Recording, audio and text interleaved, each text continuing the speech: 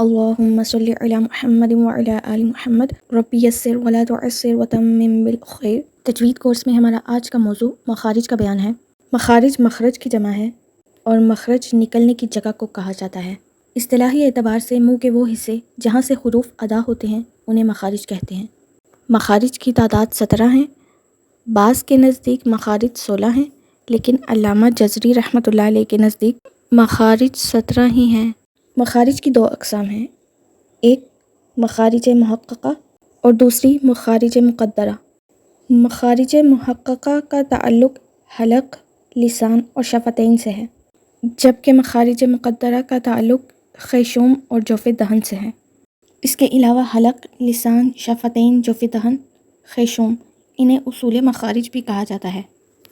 کل حروف 29 ہیں۔ الف،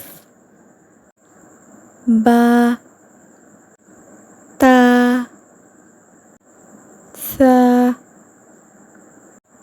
جیم، حا، خا، دال، ذال،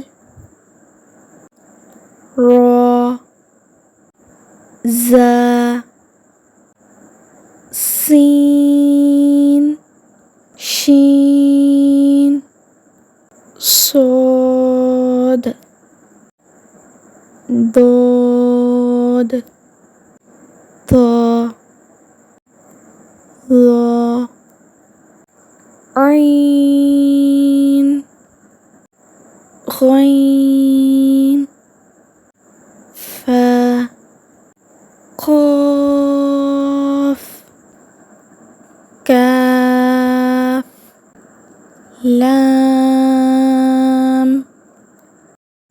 میم، نون، واو، ہا، حمزہ، یا۔